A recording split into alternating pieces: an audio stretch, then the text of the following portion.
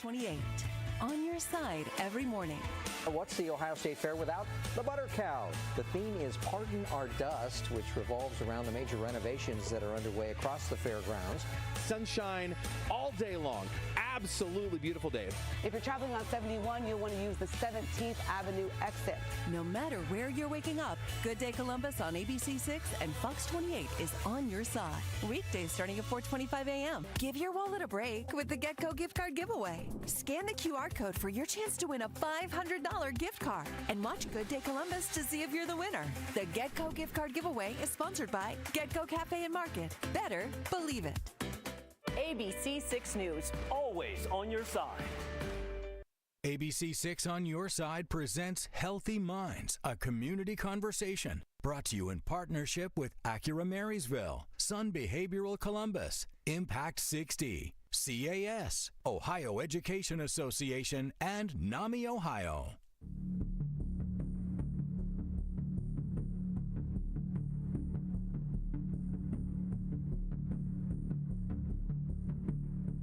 Good evening, I'm Jessica Ralston. I'm Rodney Dunnigan. And I'm Mike McCarthy. Welcome to an ABC 6 on your side special report, Healthy Minds, a community conversation on youth mental wellness. Over the next hour, you will hear from mental health professionals, educators, and community leaders. Look, the kids are our future. They're the future of the state, of the country, of the world. Depression and suicide are serious threats, especially to our children. And we know that in Ohio, we are losing a child to suicide every 36 hours. Our goal to shine a light on the youth mental health crisis and equip you with the tools you need to help the youth in your family and our community. Thank you for joining us this evening. We are honored to be here tonight with a panel of experts in the children's mental health field. Dr. Ariana Howitt is the Executive Clinical Director of the Kids Mental Health Foundation, the leading organization promoting mental health for children in the United States. Tia Marcel Moretti is the Chief Advisor at Ohio MOS. She has more than 20 years of experience working in the community-based mental health and addiction space. Savannah Carlstrom Page is the Director of Behavioral Health and Clinical Services for Kaleidoscope Youth Center. KYC is the largest and longest-standing organization in Ohio solely dedicated to serving and supporting LGBTQIA+ youth. And Dr. John Ackerman is a pediatric psychologist and the Suicide Prevention Clinical Manager for the Center for Suicide Prevention and Research at Nationwide Children's Hospital. We want to offer each of you a few moments here to discuss your area of expertise and why this issue is so important to each and every one of you. We'll begin with you, Dr. Howitt. Hi everyone, I am the Executive Clinical Director of the Kids Mental Health Foundation and also a pediatric psychologist at Nationwide Children's Hospital. At the Kids Mental Health Foundation, our mission is to give free evidence-informed resources to every community in the U.S. so that they can support and understand the mental wellness of kids. So we are talking to kids about their mental health and wellness before there's a concern or a crisis. Thanks for having me. Good evening, everyone. I am the Chief Advisor at the Ohio Department of Mental Health and Addiction Services. I'm a licensed social worker and Ohio Certified Prevention Consultant. And as she shared, I've worked 20 years in community behavioral health proudly. I am proud to serve under Governor Mike DeWine as he's made it his legacy to ensure that every child, no matter who their parents are and no matter where they are in Ohio, can succeed and can dream and can thrive. Our youth surveys tell us that over 30% of school-age children feel hopeless and persistently depressed. Hi, I'm Savannah Carlstrom Page. I use she and they pronouns. And again, I'm the Director of Behavioral Health and Clinical Services at Kaleidoscope Youth Center. I'm a licensed independent social worker, a mental health therapist, really focused on trauma-focused care with our queer and trans young people. At Kaleidoscope, we offer free at no charge to young people or their families, outpatient individual and group therapy for youth between the ages of 12 and 24. We're really excited to be part of this conversation. We know that our queer and trans young people are at a higher risk for negative mental health outcomes.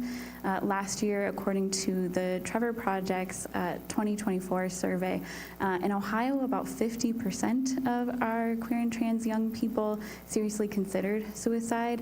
About 15% of transgender and non-binary young people actually attempted suicide, and we really want to be a part of reducing those numbers significantly.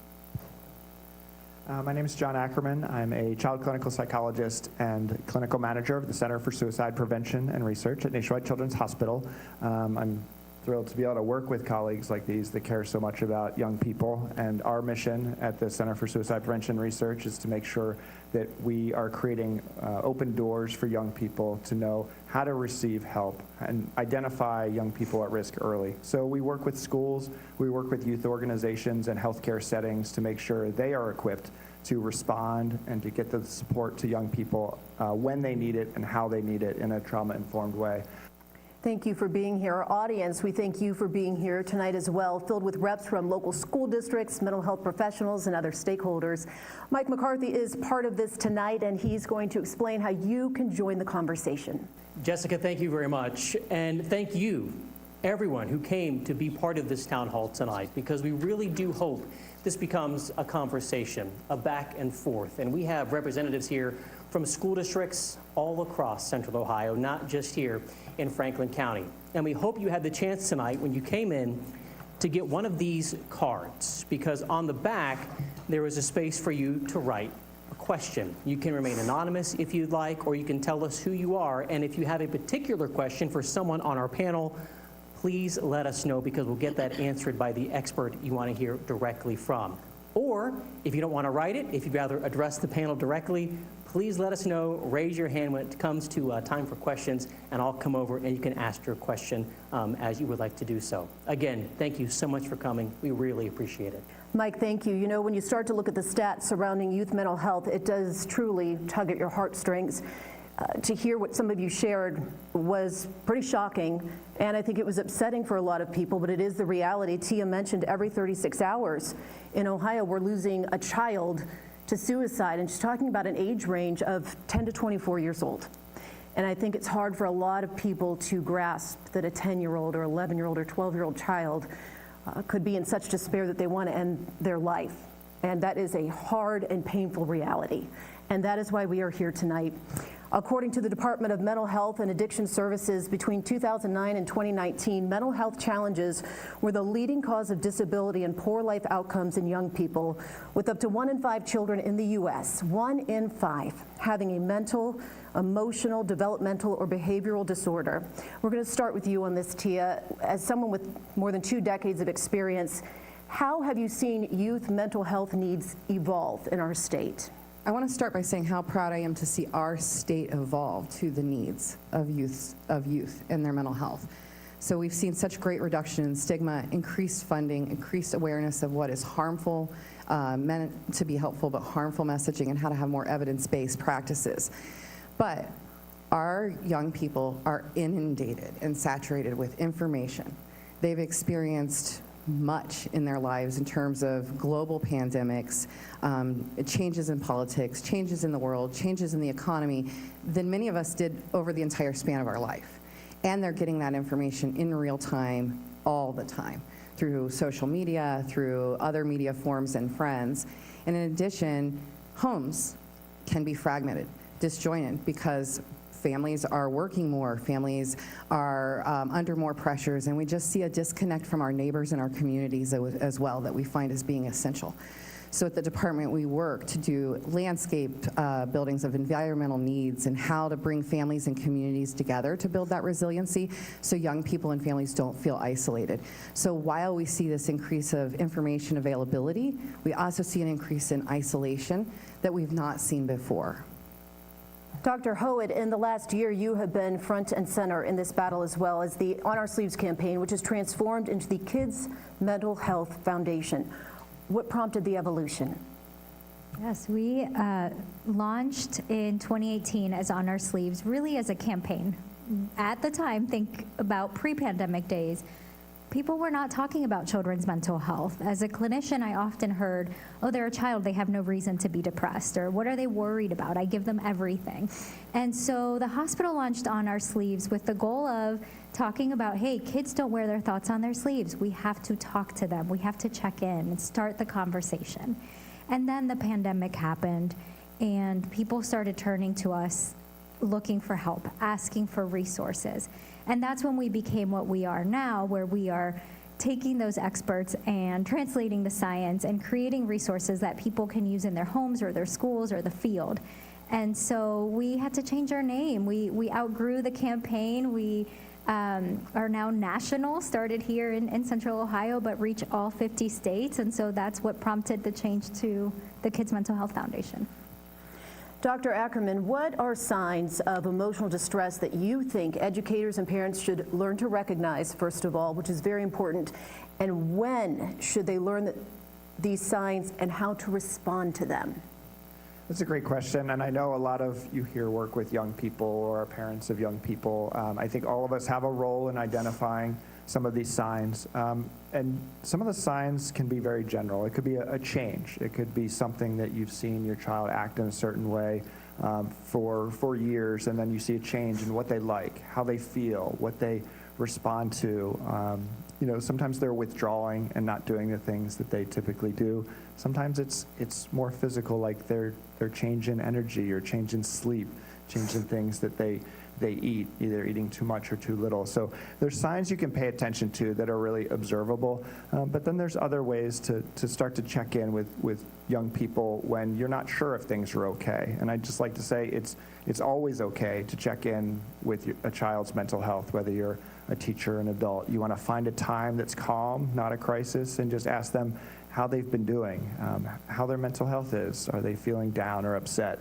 So it's important to respond when you do see a major change, but it's also important to take advantage of the opportunity of just being with them during a car ride or a meal and checking in to see how they're doing.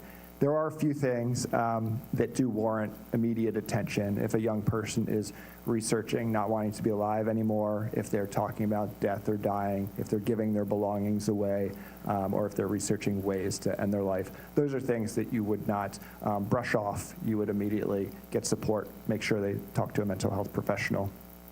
I do have a follow-up. When you talk about this, you know, maybe kids researching things online, but it does seem that children at a younger age are experiencing emotional distress, and it's important, I think, you know, to talk about even younger patients. What age are you seeing children come in and need help? Yeah, we talked about the prevalence of suicidal thoughts and behaviors earlier, from 10 to 24. There's actually a fairly recent study nationally across over 20 cities that shows that about 5% of 9 and 10-year-olds experience thoughts of suicide, and 1% have attempted suicide. That's 9 and 10-year-olds of a general population, not clinical. So what we're talking about is we need to start preparing kids early. And we've specifically started developing an elementary school program for grades 3 to 5 in a developmentally sensitive way. This is hard work to do, to make sure you're speaking in the language of a young child without overwhelming them. And there's ways to do that, but that's one of our efforts. How do we have these conversations that are so important in a way that's developmentally appropriate? The thing that I can say you can, without any fear of doing harm, is you can check in with young kids when they have big emotions. You can help label those emotions, tell them what they are. So checking in when you see an outburst, a big change, you can say, here's what I'm noticing. How are you feeling right now? What can I do to walk alongside you? And as a parent, we always want to fix it. We're fixers. We want things to be better for the kids we love. But sometimes it's good to say, I'm here with you, I'm alongside you, and we'll get through this together. Is actually much more effective than don't feel like that, or you got this, there's no big deal. So those are just some of the things that we can start, even at the age of 7, 8, 9. And we do see part of why we're doing this work is because at Nationwide Children's, we do see young kids. We see them as young as 5 and 6 and 7. Luckily, that's not most kids, but we do see them. And when we do that, we should not shy away from these conversations. One thing we often encourage in parents is Dr. Ackerman's talking about how early. And one thing I want everyone to think about is if I walked up to one of you, we've never met before, and I ask you, like, tell me your most embarrassing story, you'd feel uncomfortable. So it's really important that you start the habit of conversation with your children the moment they can talk. When they're 1, 2, and developing those words. Ask them questions. They can be fun. They don't have to be serious. They don't have to be you're worried. But ask kids questions about their day, their thoughts, their experiences, so that when you do notice a change in them and all of a sudden you say, hey, I'm worried about you, what's going on? They don't feel uncomfortable and awkward because they've never had these kind of conversations with you. So start the habit, check in every day, make it fun, build that relationship so that when it's needed, it's healthy and ready. Savannah, can you share a bit about the unique mental health needs that you see among LGBTQIA plus youth in Ohio today? Yeah. The reality is that many of the mental health needs are not unique. They're very much the same. The problem being that it is more prevalent among our population because of what I mentioned before, those social stigmas, that lack of belonging, lack of affirming adults and affirming peers. What I do think we see, at least anecdotally, at Kaleidoscope Youth Center is often our young people in this specific population are even less likely than many of their peers to go to the adults in their lives about their mental health concerns for a number of reasons. If their mental health concern does have to do with bullying or stigma related to their identity and, for example, they're not out at home yet, it's really difficult to broach that conversation with a parent when you haven't shared this core part of yourself. So one of the things that we think is really important to keep an eye on with your young people is, do they have trusted, safe adults that they're having some of those other types of vulnerable conversations with? Do they have strong relationships and social connections? Because the folks at home might not be the first people that they tell. That's true for all teenagers, I would say. Often the folks at home are not the first people that they tell, but our queer and trans young people have specific reasons that they might be keeping their privacy at a higher priority than some of those other needs. We also see pretty high degrees of neurodivergence in our queer and trans young people, so they have other factors of impacting their mental health. High rates of ADHD and autism, which also are not inherently a reason to have more negative mental health outcomes, but those experiences of minority stress, of social impacts, do start to stack on top of each other. So just looking at those young people as a whole big picture and not isolating symptoms, but looking at their whole social network. And Savannah, I want to add to that because you're talking about, especially when there's a third-party, trusted, loving adult. That's a protective factor, right? And that's what we build like intervention and prevention around. That builds resilient communities and people that are able to be healthy and thrive. And I think that what's profound about that is that young person knows that you care and you don't have to care. And all of us are in the position that we can be that for a multitude of young people. And it's such a simple thing that I like to share with communities and parents, especially when they're wondering what they can do and it feels scary to approach depression or any behavioral health. The one thing that we can all leave to do tonight is be somebody for somebody that we don't have to be.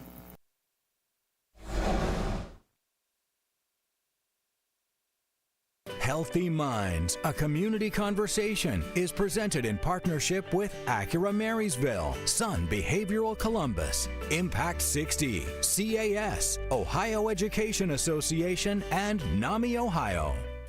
Experience driving luxury a whole new way. Acura Marysville, now selling and servicing all Acura models and offering a great customer experience you can depend on. Shop the entire lineup at AcuraMarysvilleOH.com. Acura Marysville, where luxury is closer than you think.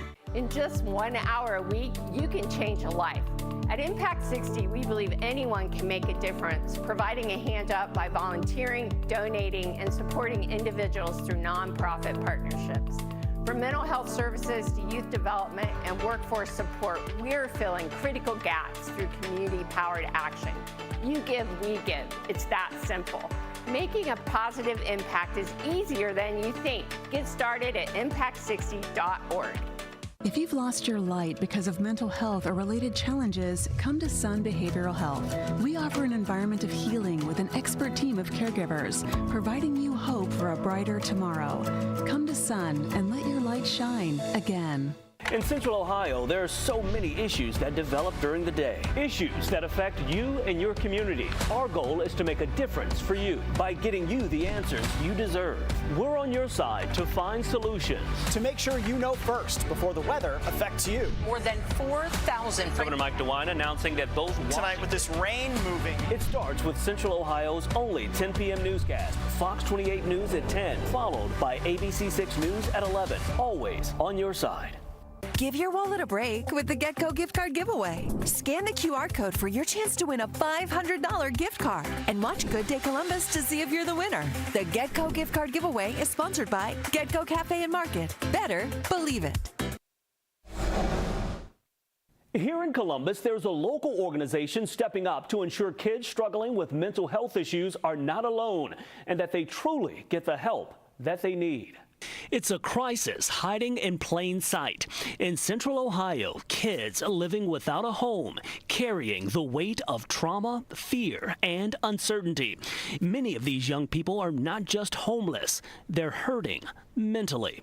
The issues running deep. Young people are usually coming to us because they are in some sort of crisis situation and are seeking support. Erica Schnitz is the clinical director at the Huckleberry House, a nonprofit that's been changing lives for decades. Huckleberry offering real, life-saving support, including mental health along with trauma and substance abuse counseling. Sometimes a single door opening changes everything.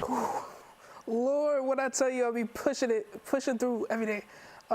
It's definitely not for the weak. 18-year-old AJ Farazi knows that firsthand.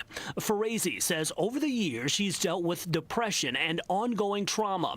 The therapy and support she's received through Huckleberry House has literally been a godsend.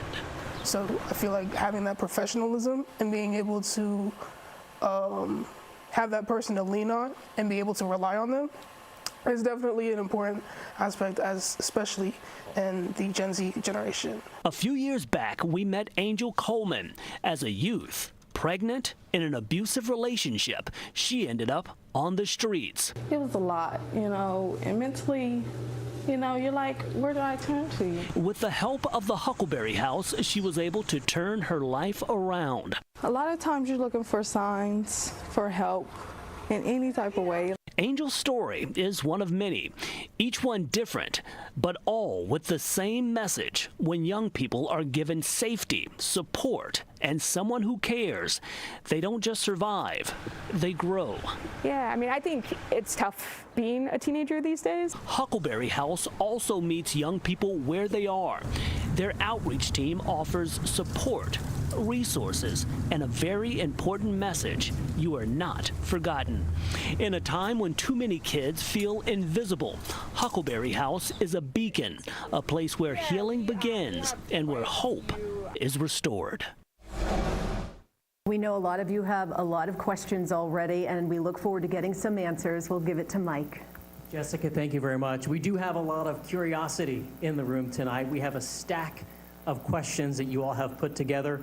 We're going to get to as many of them as we can. So we'll start here with a broad question, and this is for anyone on the panel who would like to answer.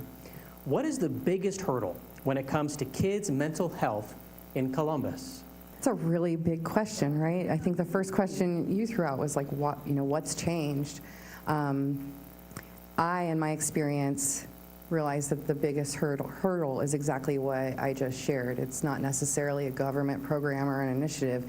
It's helping everyone feel empowered to approach behavioral health, empowered to ask someone if they are okay, whether that's a young person or an adult. And I recognize that in the years that I've done this work, that's a big fear that folks have. If I ask you if you're thinking about suicide, or if I ask you about your depression, then I will make you depressed. And that's a myth. People want to know that you care about them, and we can all do that. I know that feels fluffy and it's not concrete, but it's real. Yeah, thank you for jumping in there and getting the ball rolling. I would say there are opportunities to take what we know works with young kids and make it more accessible. I think there are barriers like stigma, like conversations that hopefully we're breaking down this evening, but there's opportunities to make sure that folks are having these conversations. It's a lot of what we all do. We try to make sure that people know that it's okay to approach this topic. And there are definitely different belief systems, different areas, and we want to make sure that folks know there's not only one way to have this conversation. It can be had in faith communities. It can be had in schools. It can be had in families. And so there are lots of ways to help empower people to move forward, but we need to do a better job. Systems need to do a better job of making sure people have the tools to get the ball rolling and make sure their kids know there are answers out there. There are treatments that work. There are supportive adults in their communities.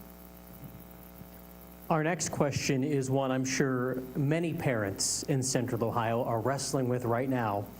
What is a good age to allow kids use of cell phones and iPads? Start. All right, I can jump in. I recently went to a talk by the Chief Medical Officer of the American Psychological Association, and he put it this way.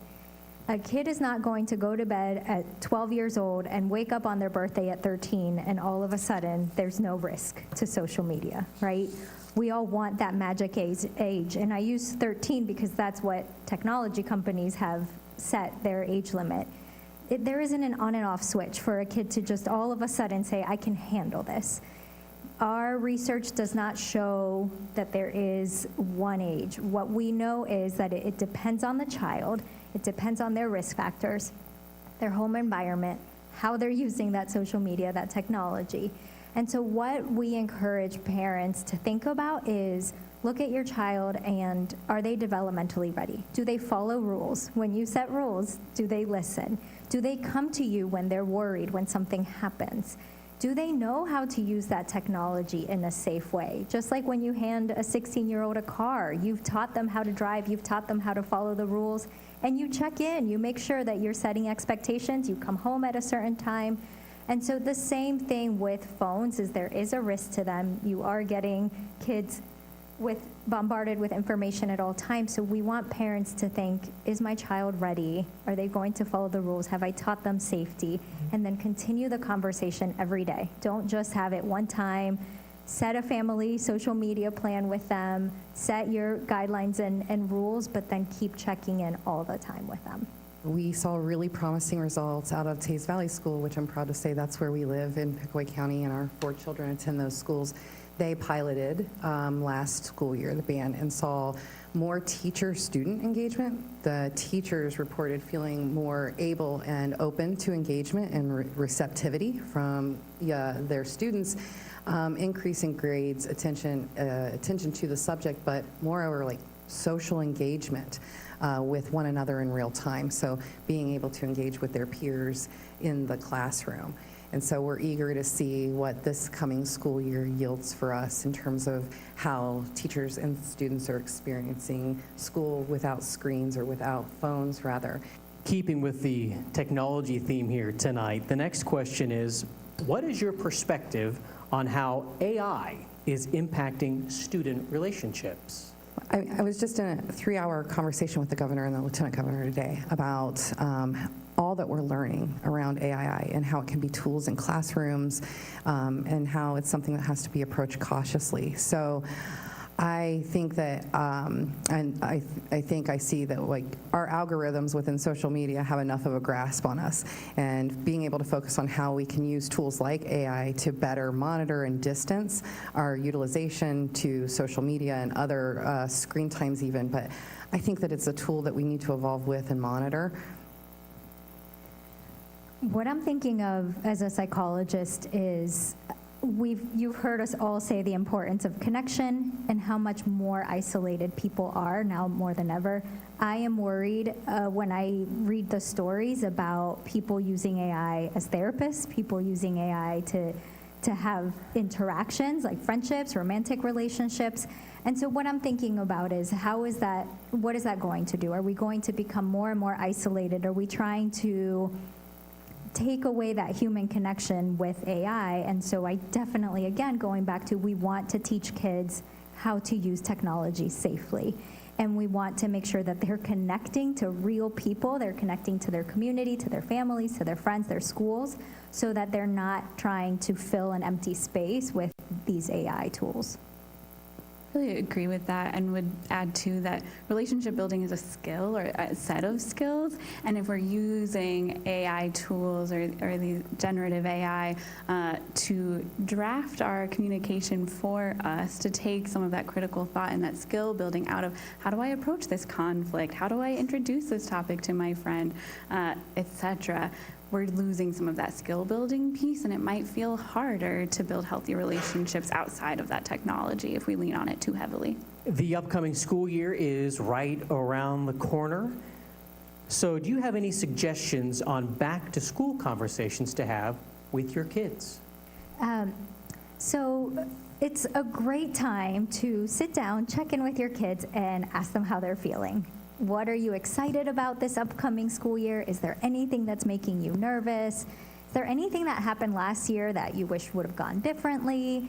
What do you want to make sure you try different? How are you feeling about connecting with others? So really we have conversation starters at our website that are free, and they're school related, and really they're about asking kids open-ended questions, so you don't get the yes, no, it's fine, right? It's really getting them to talk and open up about what is it that they're feeling.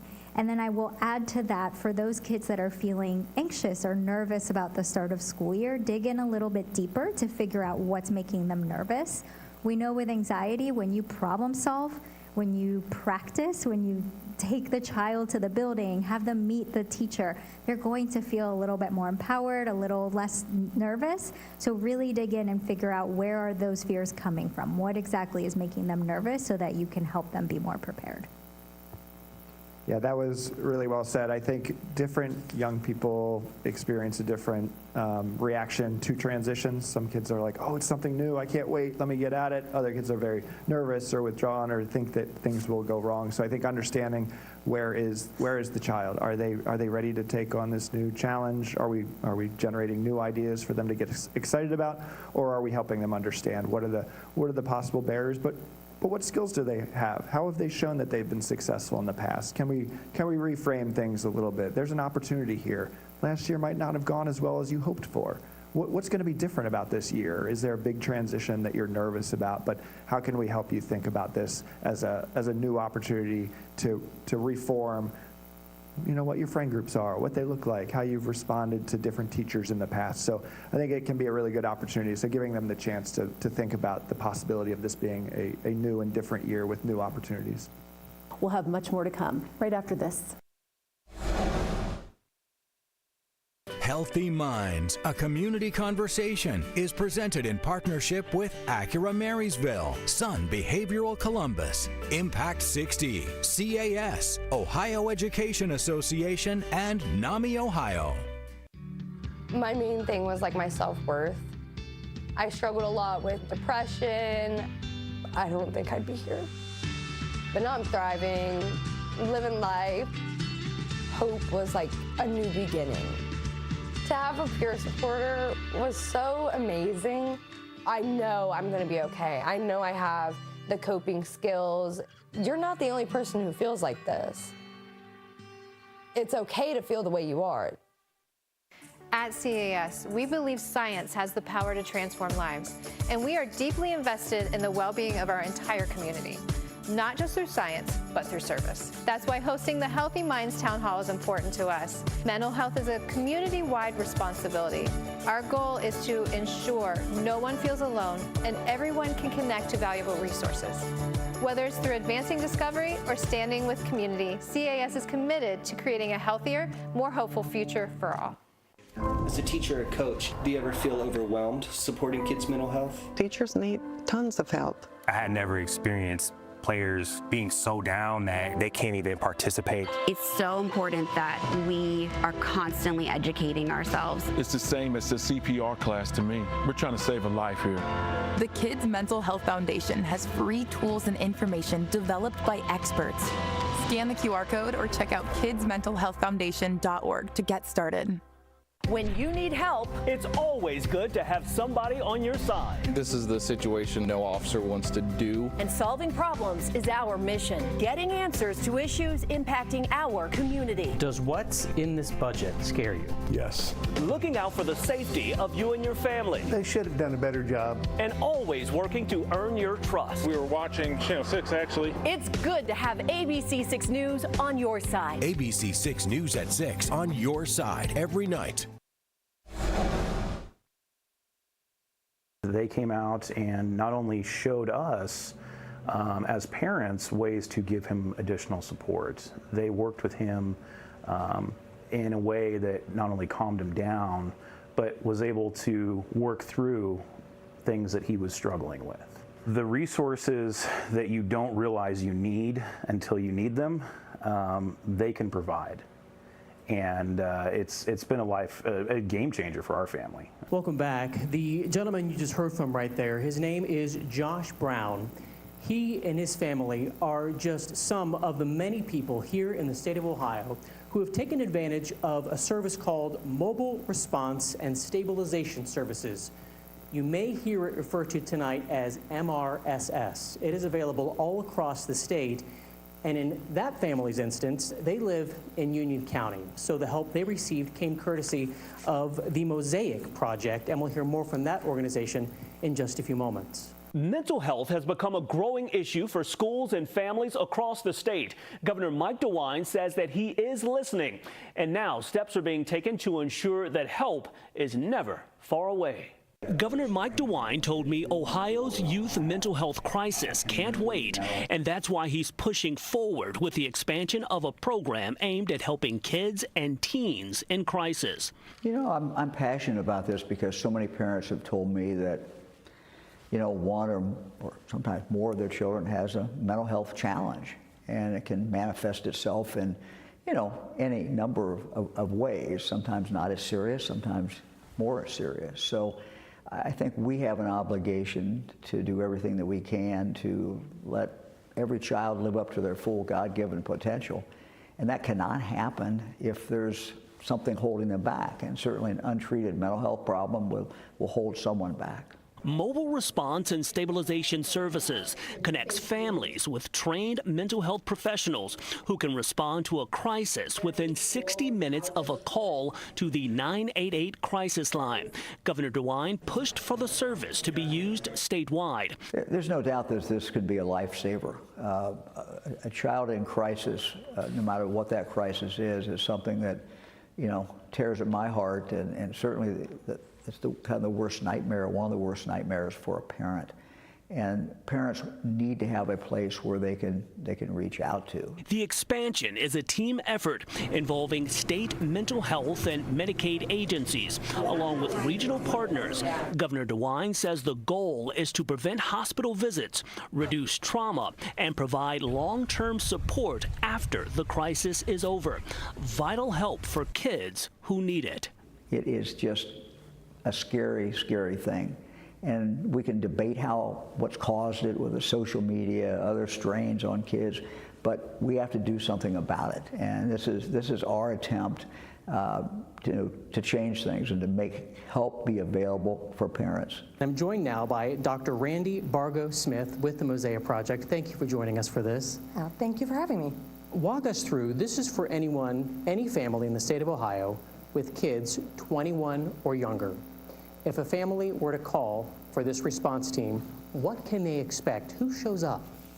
Yeah, so we at the Mental Health and Recovery Board of Union County have partnered for 3 years with our community behavioral health provider, Mary Haven, and we have just been thrilled with the response from our family. So essentially, it's really focused on early intervention. It could be something as simple as dinner time, emotions are escalating about homework, and the family really feels they need help with de-escalation. Or it could be a child actually having some suicidal thoughts and really needing an assessment.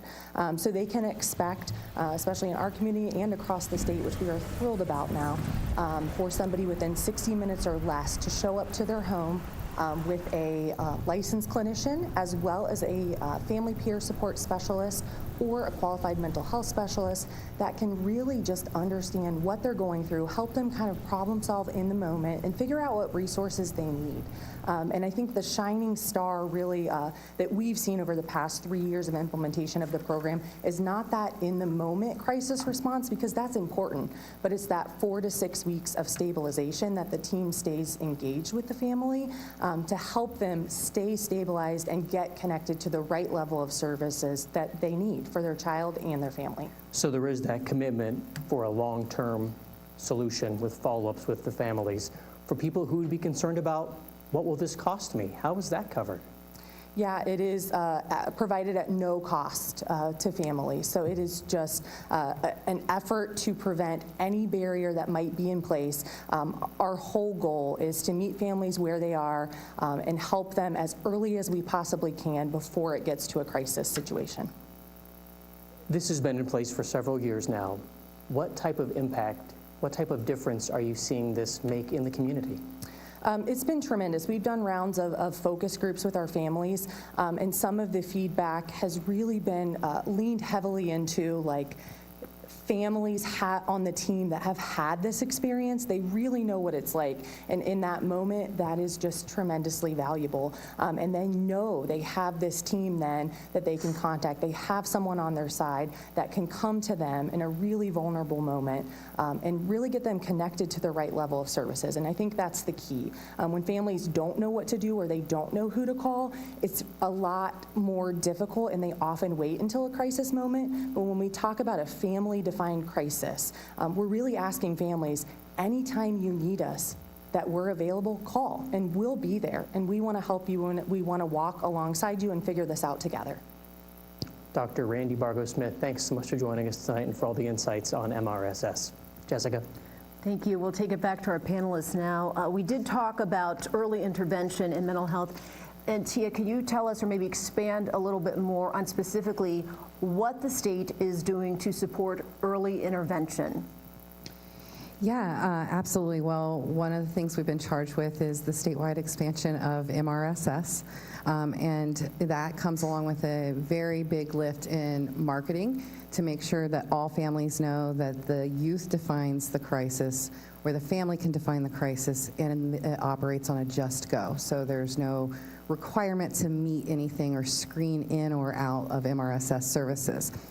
We've spent the last 18 months being incredibly diligent with our resources to make sure that we are investing in programming that is able to yield return on investment, where we're getting good data, such as school attendance, family engagement, and we have deployed a family needs landscape. So in the fall, we will have a report that will tell us what Ohio families say that they need when it comes to behavioral health. That means if I don't believe that I need behavioral health services, where am I getting my prevention messages? If I have experienced the behavioral health system that we are building, what has that experience been like for me, and everything in between, so that we can build services that are responsive to Ohio families and their needs.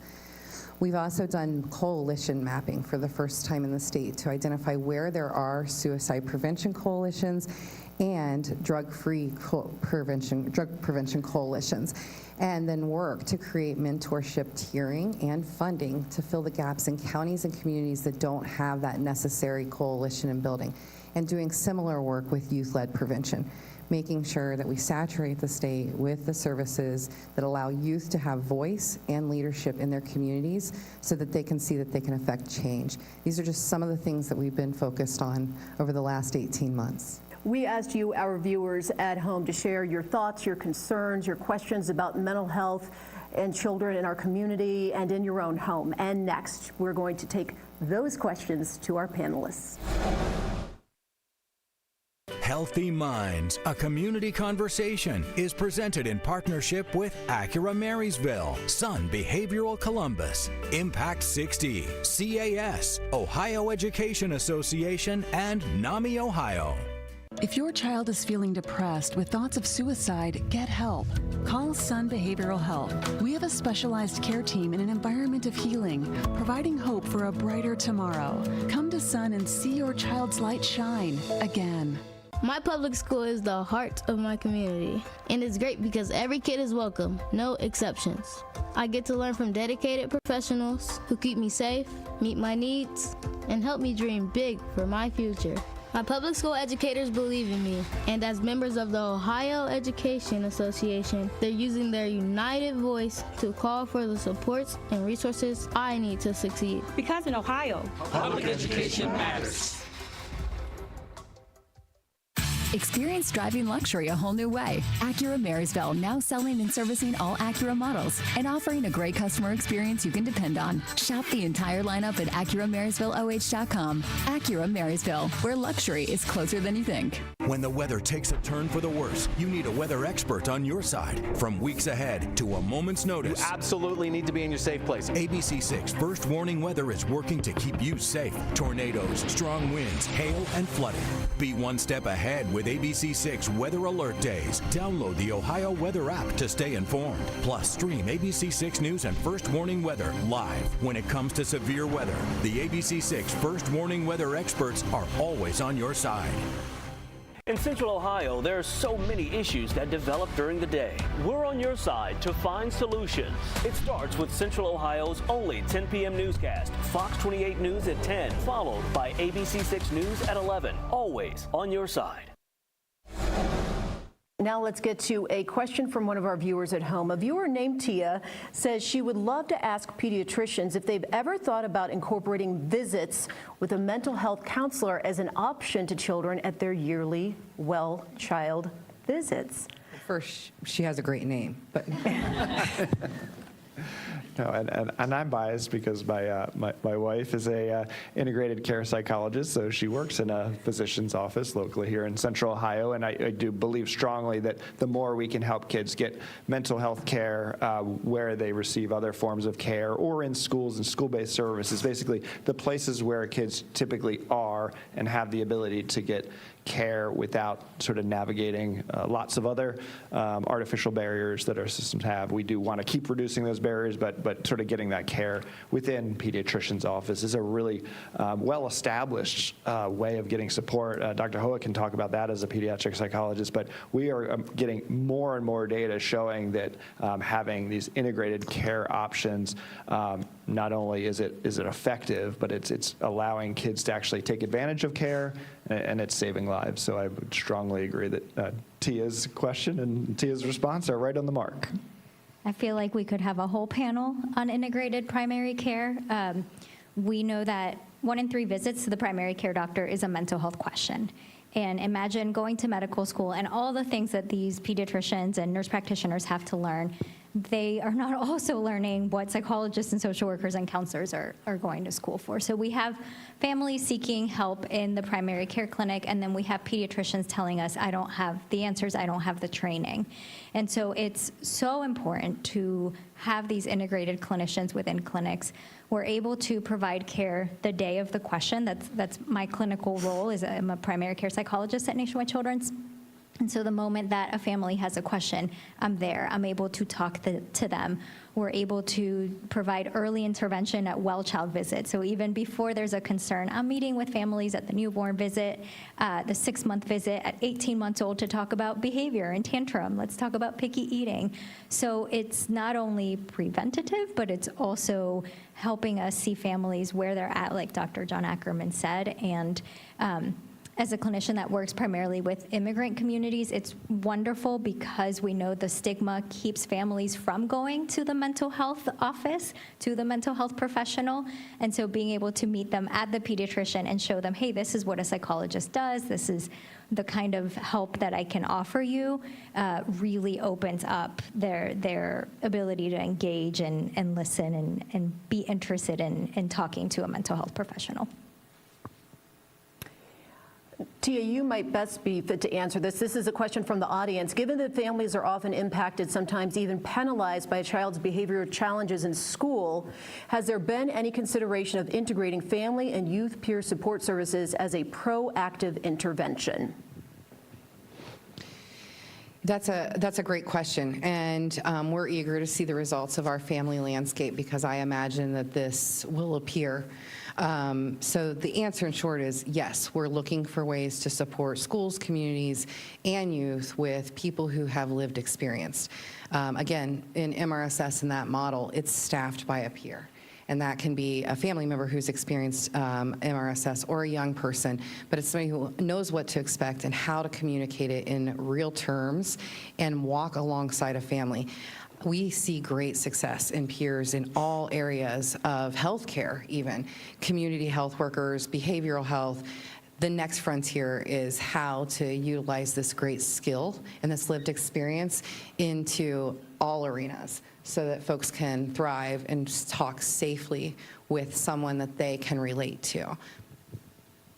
Yeah, I will just add, it's a really important, I'd almost call it a movement of making sure that folks with lived experience are incorporated into all phases of what we do, whether it's our research, whether it's our programming, whether it's our clinical work. There are some times when me as a clinical provider is not who someone who's struggling wants to or needs to hear from, so we need multiple options. There are times when a clinician is a really good fit for someone going through a challenge, but hearing from partners, from lived experience, from folks who have walked in those shoes and knowing that they have found ways to overcome struggles and get the support they need, especially if it's another youth who's well supported and not taking on the burden of other youth, that can be a really powerful opportunity. Over 135 of our schools now have school-based healthcare clinics, and many of these are already integrated with community behavioral health. These are great opportunities where we've seen peers engaged and employed, and great opportunities to have conversation between the state and the school and those healthcare clinics to see how we can recruit and retain and attract more peers into those healthcare environments. Something I think we haven't touched on tonight, but we could probably also talk about for a very long time, but something I've noticed from our viewers writing in and really begging and pleading for help is youth violence and mental health issues that might be connected to that. And we hear a lot from parents reaching out saying they feel like they've done everything they can possibly do, and they feel there are roadblocks or they're at a dead end. They don't know where to turn to get their kids the help they need. To really be a pipeline to stopping some of the violence that we're seeing among our kids today. What is the number one advice you could give to a parent that feels they don't know where else to turn? I'll begin in that we have much less research, we have much less prevention programming specifically aimed at violence. It tends to be many of the same shared risk factors for what leads to substance misuse, suicide prevention, things that there are often unmet needs in terms of relationships and connections, and there's also access to lethal means, which is also an issue with suicide prevention. I think there's a lot of work that needs to be done. I wish I had a much better answer about specific programs, specific interventions. There are ways within cognitive behavioral strategies and other therapeutic tools that are helpful, but the evidence is not nearly as strong as with some of our mood and anxiety disorders. So I would add that we do fund prevention programming that is evidence-based, and it builds upon those protective factors that help with regulation and are trauma-informed. And these are core at many, many topical prevention programs. If they are quality and evidence-based, they all rest on the same history of creating regulation, building protective factors, teaching young people how to regulate and reduce those risk factors or know where to go when they're safe.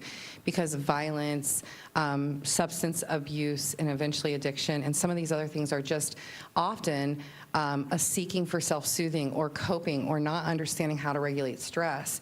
And so all good prevention programming offers this, and anyone is welcome to contact their local Alcohol and Drug Mental Health and Recovery Services Board or us directly, and we're happy to navigate through some of those resources.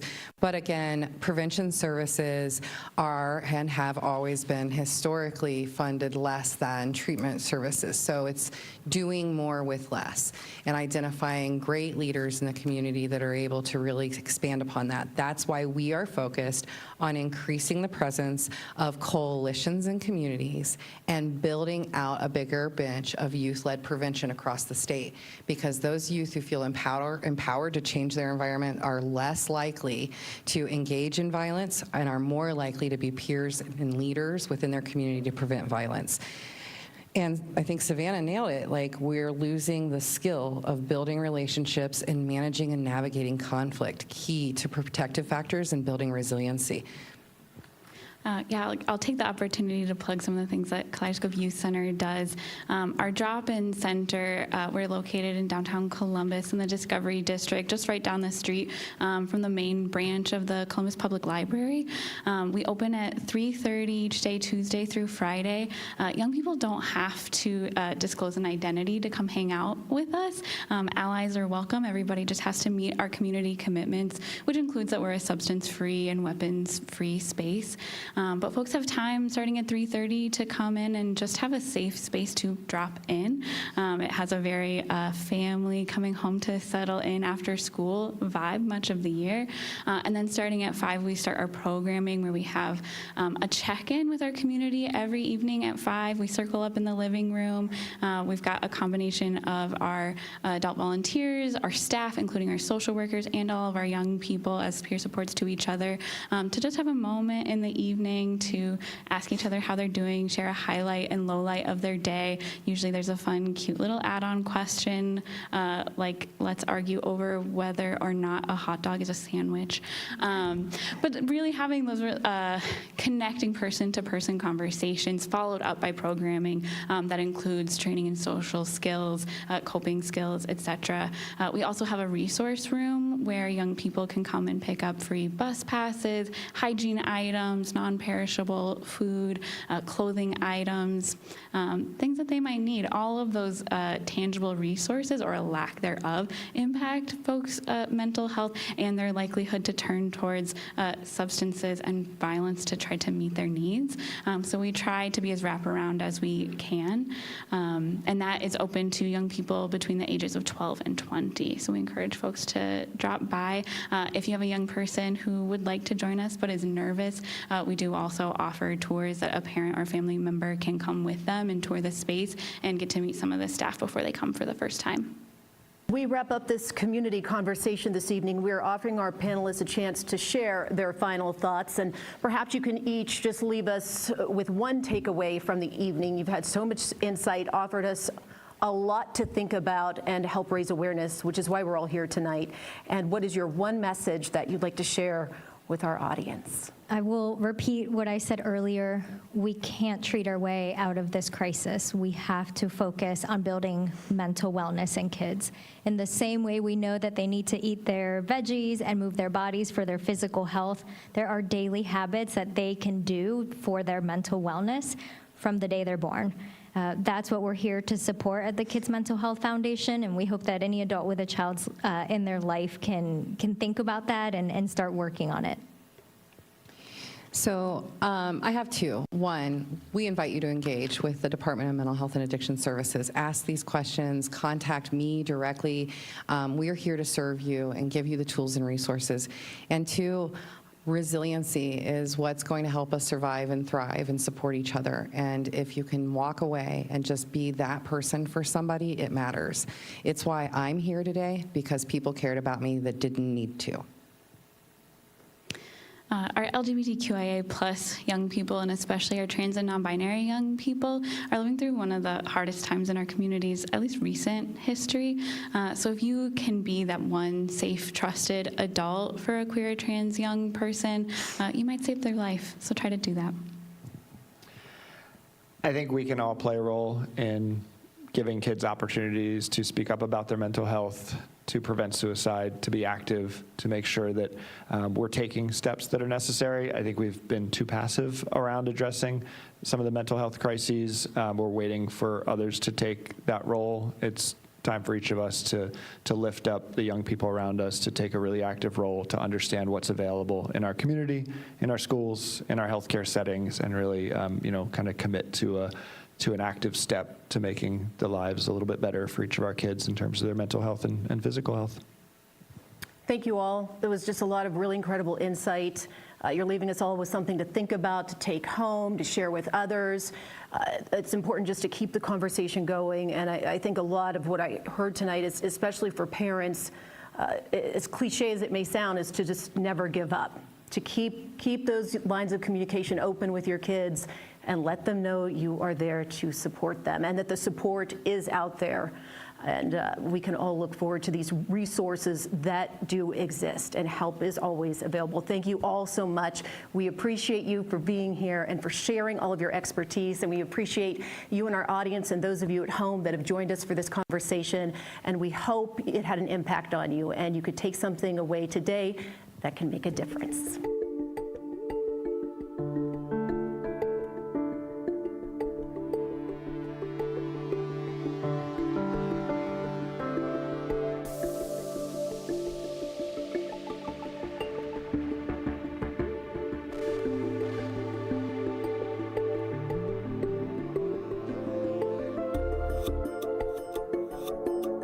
Healthy Minds, a community conversation, was brought to you in partnership with Acura Marysville, Sun Behavioral Columbus, Impact 60, CAS, Ohio Education Association, and NAMI Ohio. As a teacher and coach, do you ever feel overwhelmed supporting kids' mental health? Teachers need tons of help. I had never experienced players being so down that they can't even participate. It's so important that we are constantly educating ourselves. It's the same as the CPR class to me. We're trying to save a life here. The Kids Mental Health Foundation has free tools and information developed by experts. Scan the QR code or check out kidsmentalhealthfoundation.org to get started.